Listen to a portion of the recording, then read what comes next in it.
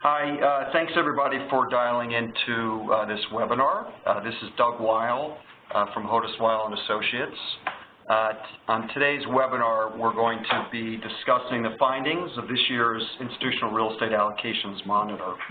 This is the 5th year that we have published this report, and we do that in partnership with Cornell's Baker Program in Real Estate. We had record participation, which we'll talk about in a moment, so we'd like to thank all the institutions that participated in our survey this year. The report will be released following this webinar. You can download that at our website, www.hodesweil.com, HODESWEILL.com, or you can Google and go to Cornell's Baker Program. It'll be posted there as well. We'll spend about 30 minutes on this webinar, and we will leave time for Q&A. And with that, I'm going to turn it over to Dustin Jones, who is the director of Cornell's Baker Program in Real Estate. Dustin. Good morning, everyone. I'm going to go ahead and outline the overview of the Allocations Monitor and discuss some of the methodologies as well as the participation. The 2017 Allocations Monitor establishes the most comprehensive annual assessment of institutional allocations to and objectives in the real estate investment. We analyze trends in institutional capital allocations, assessed investor sentiment and conviction towards the asset classes, analyze target and historical returns in institutional portfolios, assess the role of real estate in investment portfolios, and gauge the impact of the institutional trends on the investment management industry. We leverage the academic resources we have at Cornell University, particularly in the Baker Program in Real Estate, and work very closely with the institutional advisory experience of Hodes Weil & Associates. I have with me here in the room one of our distinguished students, Jiwon Park, who's a dual MBA Baker Program student who will be graduating in May of this year, academic year. We also had one of our other research associates, Anastasia Kalagina, who's graduated in 2017, in May of 17, and she also worked on the research for this publication.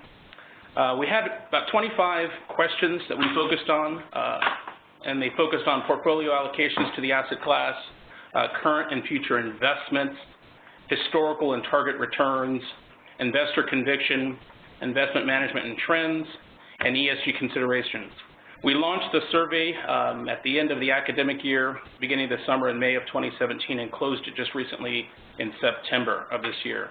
We surveyed approximately 3,000 institutions with investable assets. We had 244 participants this year, representing 11.5 trillion AUM and approximately 1.1 trillion in real estate assets. We had approximately 8% participation rate this year. The breakdown of those institutions, just briefly, would be about 34% of those that participated were public pensions, 31% were endowment and foundations, 18% were private pensions, 14 insurance companies, and 3 SWFs and GEs participated. Of those 24 participants, they hailed from 28 countries. In the Americas, we had 168 participants, representing 3.8 trillion in AUM, consisting of 354 billion in real estate. And in the EMEA, we had 48 participants, representing 5.8 trillion in AUM, 443 billion in real estate. And in APAC, there were 28 participants, 1.9 trillion in AUM, and 273 billion in real estate. Doug? Thanks, Dustin.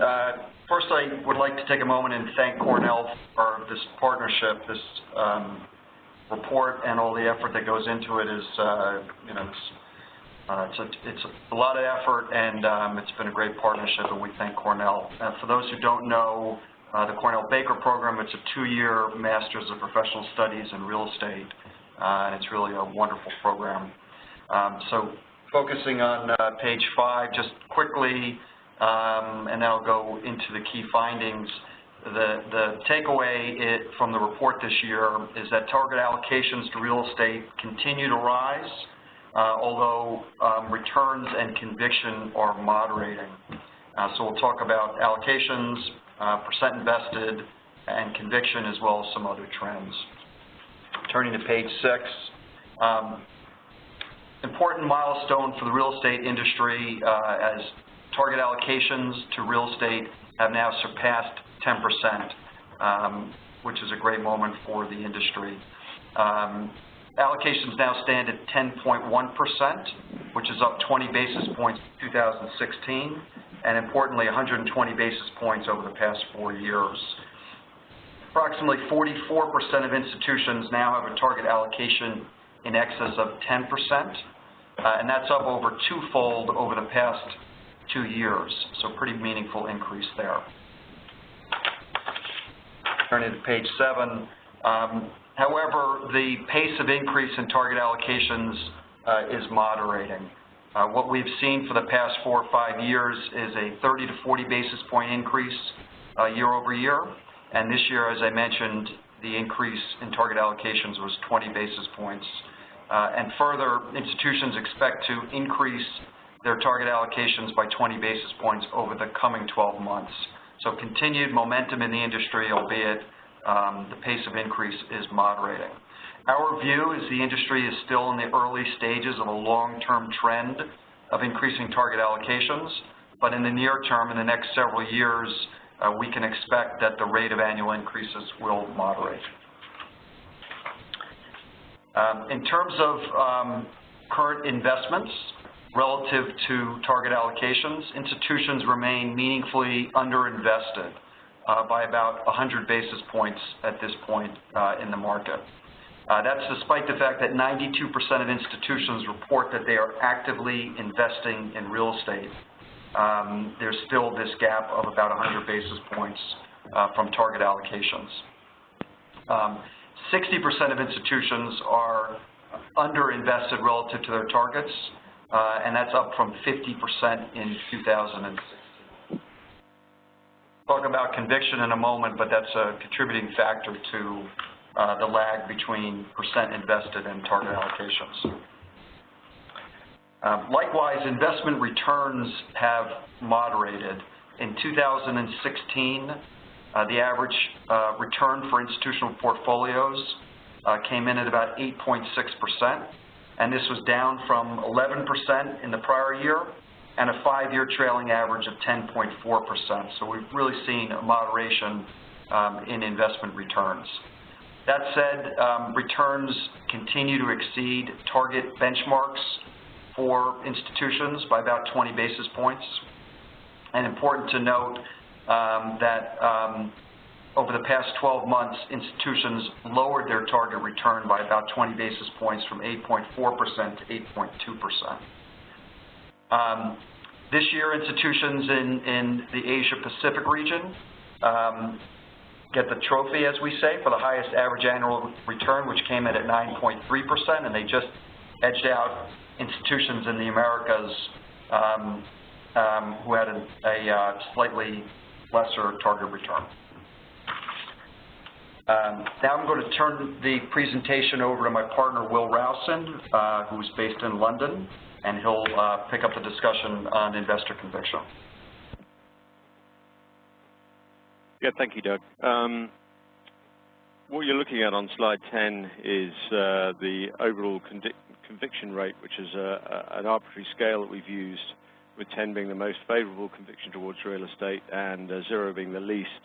And you can see on the left-hand graphic that it has fallen over the last 5 years consistently. Some of the differences this year really is that it's fallen considerably in the Americas and in APAC, and in fact the inverse in EMEA, it has risen. We are assuming that the Americas and APAC is driven by investors citing that there's too much capital pushing valuations ahead of fundamentals, the risk of rising interest rates, and the volatility in some capital markets from geopolitical risks around the world. The EMEA result, we believe, could be because of EMEA investors or European investors believing more in their own region and the European economic recovery and lower political risk after the election results over the last few months. So if we move on to slide 11, where we cover risk preferences, The left-hand graphic shows the regional differences between allocations to core value add and opportunistic investing. The right-hand graphic picks out one type of investing, that of debt, and the growing allocation to real estate debt. Going back to the geographic differences of risk preference, the risk profiles are relatively balanced across the regions and similar to 2016 overall. Basically, US investors are more comfortable with risk, and EMEA investors tending to be less comfortable with opportunistic risk, but actually getting more confident with value add levels of risk, and that's probably reflects their confidence in their own market. Moving on to debt, there is a continuing growth of allocation to defensive strategies, and this explains the greater exposure to debt, as shown on the right-hand side. So moving on to 12, this is geographical preferences, and the left-hand side of the slide shows how institutions in the various regions are allocated. And then the three to the right show how the American EMEA and investors allocate to each specific region. So you can see immediately that the American investors investing in America, 95% of them do it, 96% do it in EMEA, and 95% do it in APAC. So there is a home bias, which I think we're all aware of. The numbers are actually similar to 2016. Really, the main difference from last year is a slightly lower percentage allocation to the US overall, higher allocations to continental Europe and the UK, and especially to Asia and Australia. It appears that US investors are allocating slightly more abroad, and Asian investors' allocation to the US and continental Europe has risen markedly. If we could move on to slide 13, this deals with third-party managers and the allocation of capital by institutions to third-party managers. So overall, 84% of invested capital by institutions is allocated to third-party managers. There's a slight upward trend from 2016, and the allocation to existing managers is actually marginally down from last year. The new manager relationships percentage is stable from the previous year. Moving on to slide 14, which deals with investment product trends. This slide really highlights the difference in the preferred investment vehicles between larger and smaller institutions and sovereigns. In the chart to the left, the overall preferences on the left of that chart are relatively stable, i.e. allocations to direct, joint venture, and separate account vehicles, but there is a marked growth in the allocation to private closed-end and open-ended vehicles. The growing popularity of the open-end model globally is clearly shown here. In addition, the right-hand graphic shows the clear differences between investment strategies of larger and smaller institutions. The larger institutions favoring either direct or semi-direct routes, at least ones that give them more control, while the smaller institutions have got comfortable with closed-end funds again. The 87% number here is a full 10% up on the 2016 number. And the numbers generally for open-ended funds are both up strongly. I'd like to now pass on to my colleague Michael Lisa, who will take you through the rest of the presentation. Thanks, Will. Turning to the next page, we'll focus on ESG trends in the industry. In recent years, ESG, or environmental, social, and governance policies, have become an increasingly important investment objective for institutional investors. The percentage of institutions with formal ESG policies has grown to 36% in the last 3 years, led by EMEA-based institutions at 70%. 31% of institutions report that their investment processes are now influenced by ESG considerations. Not surprisingly, this is led by institutions in Europe, then followed by Asia Pacific, and most notably, institutions in the Americas continue to fall further behind their peers, demonstrating a lack of emphasis on ESG factors when making investments. While it is clear that ESG is a trend that has gained momentum in the industry, its effect on investment returns is less clear. As evidenced in Exhibit 18 on the bottom right corner, the 3-year average returns of survey participants who indicated their investment process is influenced by ESG trailed those that indicated no influence by approximately 60 basis points. Given that the emphasis on ESG is relatively new for most participations, it has likely only influenced more recent investments. As a result, it will take many years before the data on returns of these investments is robust enough to begin drawing true conclusions. And with that, I'll turn it over to Doug to finish. Thank you, Michael. So just summarizing, again, an important milestone for the real estate industry is target allocations have exceeded 10%, but clearly there's a moderation in the pace of increase year over year. We do believe we're in the early stages of a capital expansion, and we've heard from institutions and some third-party analysts and consultants that talk about real estate becoming perhaps a 15% or even 20% asset class over time, and we would not be surprised to see that. But again, in the near term, the expectation is a moderation in growth. With institutions lagging their target allocations by about 100 basis points, and the continual push of target allocations increasing year over year, we hear pretty consistently in the market about a weight of capital. Institutions have capital to invest allocated to them out of their portfolio, and they're trying to figure out how to deploy that capital in an environment where perhaps valuations are lofty, it's late cycle, there's risk of rising interest rates, and so on. So we've seen institutions turn to more defensive strategies like debt and alternative asset classes that are perhaps not as correlated with economic growth. And then in terms of the perspective of investment managers, key finding in the report is that it's become much more of a global investment marketplace. We're seeing an acceleration in cross-border capital flows. Institutions are looking, they continue to favor their domestic market, their home markets, but their view is to invest on a global basis. So managers, when they're thinking about developing investment products and marketing those products to potential clients, really need to be thinking about their clients as global in nature at this point in the cycle. So with that, again, we thank everyone for their participation today, and we're going to open it up to some Q&A. And Michael, I think, can people just type in their questions? Yeah, if anyone has questions, you can type it into the box on the lower right corner of your screen. We've received a few, so just give us a second.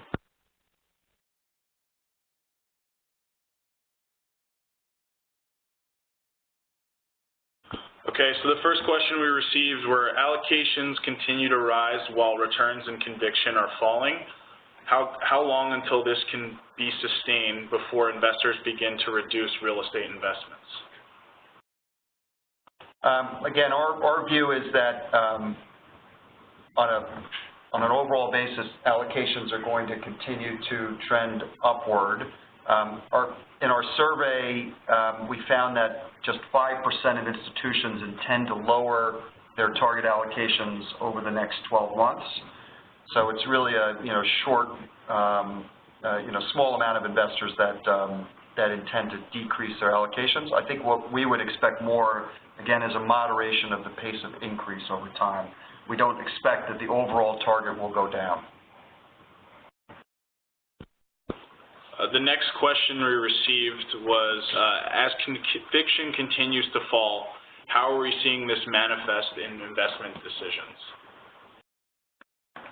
I think in several ways. Number one, investment decisions are being made a lot slower, and investors are clearly more cautious. So we're seeing transactions that take longer to come to fruition. Capital raise, the cycle of a capital raise is still quite long at 18 to 19 months for a closed-end fund.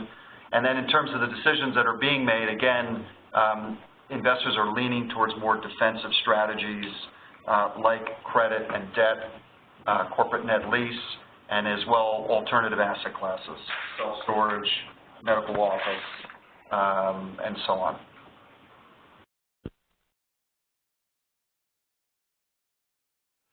The next question we received, closed-end funds saw a surge in popularity this year.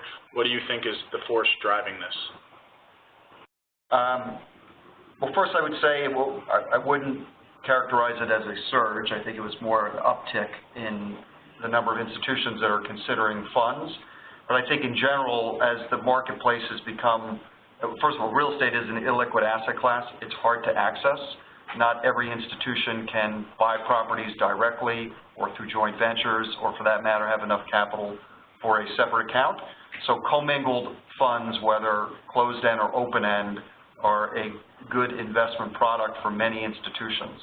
I'd say on top of that, as it's become a more global market and institutions are directing their capital cross-border, it's even harder to transact and invest on a direct basis. So partnering with other institutions through funds and commingled vehicles, I think is becoming more popular as a result. Thank you. We also received a question at what is our specific view on product allocations by asset class, and we do not cover that in our survey. It's something that we could consider in the future.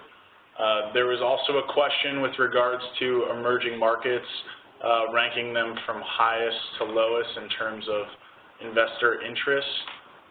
We do not have that in front of us, but we would be happy to give it to you following this webinar, and we'll reach out to you specifically. And but Michael, on that point, we did find that the interest in emerging markets is still on the low end of the range, nothing like what it was prior to the GFC, and that where there's interest, it tends to be from larger institutions, many of which are doing investing in emerging markets through separate accounts or direct programs, joint ventures, and so on. And the last question that we have were there any unexpected findings from this year's survey? It's a good question. I don't think anything was particularly unexpected. It was interesting to look at overall portfolio returns and how much they moderated in 2016, again, down to kind of high single digits. That's one that we'll really watch next year. Overall, the decline in conviction, it had been ticking down year over year as the cycles matured. But there was a very big drop this year, and I think the change in sentiment out of Asia was noteworthy as well. Yeah, Doug, it's Will. Maybe I could just jump in on and say one thing that surprised us slightly was the uptick in Europe. And as mentioned on the presentation, I think this is the sentiment of European political risk having disseminated, and therefore maybe more confidence from the domestic investors in European real estate.